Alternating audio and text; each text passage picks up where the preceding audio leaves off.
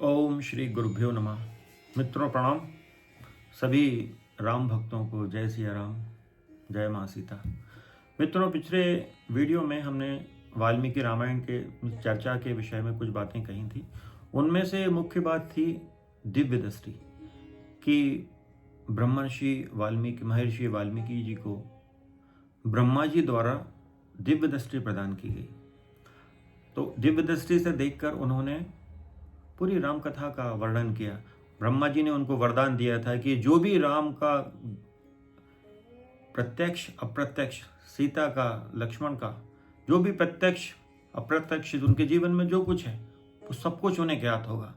जो वर्तमान में घट रहा है, जो अतीत में घट चुका है, जो भविष्य में घटेगा, वो सब दिव्य दृष्टि के द्वारा, ब्रह्मा जी के आशीर्वाद द्वारा वाल्मीकि जी को उसका ज्ञान प्राप्त हो जाएगा। उस दृष्टि से ही, उस दृष्टि के सहयोग से ही उन्होंने पूरी राम कथा का, रामलीला का दर्शन किया और उसी के आधार पर संपूर्ण राम कथा लिखी, जो हम लोगों के समक्ष श्रीमद् वाल्मीकि रामायण के रूप में उपस्थित है आज। ठीक है, उसमें बहुत सारी मिलावटें हैं। उन मिलावटों के बीच में असली रामायण भी है। हम लोगों को रामायण पढ़ते समय हंस बनना होगा कि मिलावट को हटाना होगा और जो मौलिक विषय है, जो श्री वाल्मीकि महाराज के शब्द हैं, उन्हें ग्रहण करना होगा। अब मेन विषय पर आते हैं, दिव्य दृष्टि।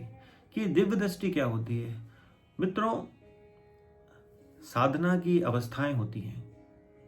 जब हमारी कुंडलिनी शक्ति, जो एक दिव्य शक्ति जो इस देह में विराजमान है, मित्रों, एक तो देह ये है जो बाहर दिख रहा है, इसके अंदर एक दिव्य देह विराजमान है।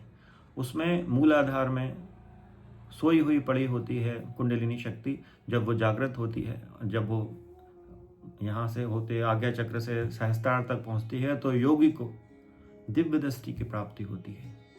और या तो ये दिव्य दृष्टि साधना से प्राप्त होगी या फिर ईश्वरी कृपा से हो सकती है। तो ब्रह्मा जी ने वाल्मीकि जी को दिव्य दृष्टि प्रदान की।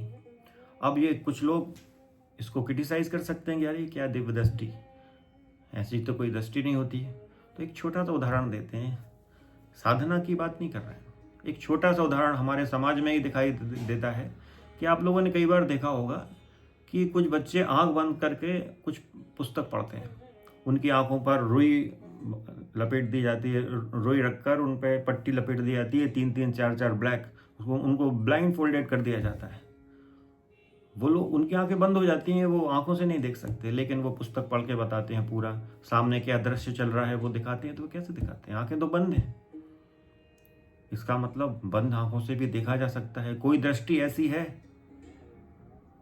जो आंख बंद होने पर भी, नेत्र के बंद हो जाने पर भी, जिससे देखा जा सकता है, जिससे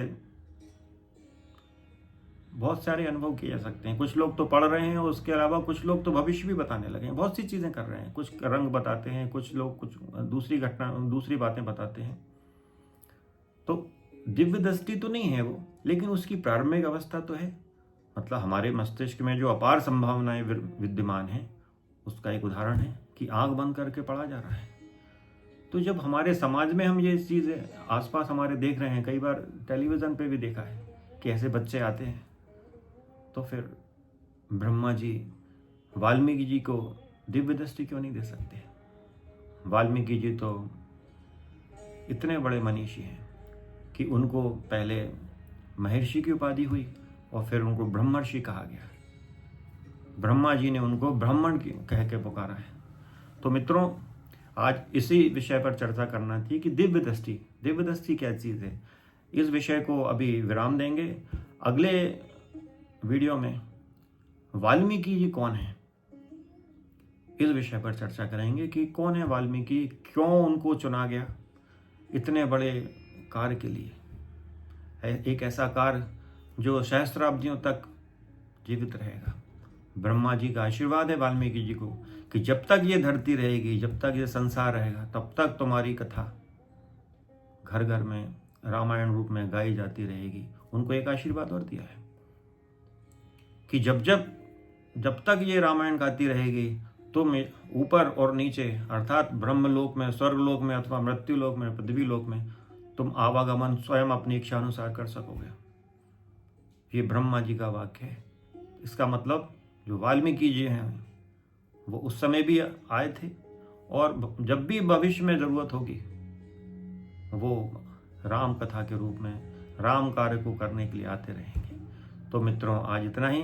जय जय श्री सीताराम। माता सीता सब पर कृपा बनाए रखें।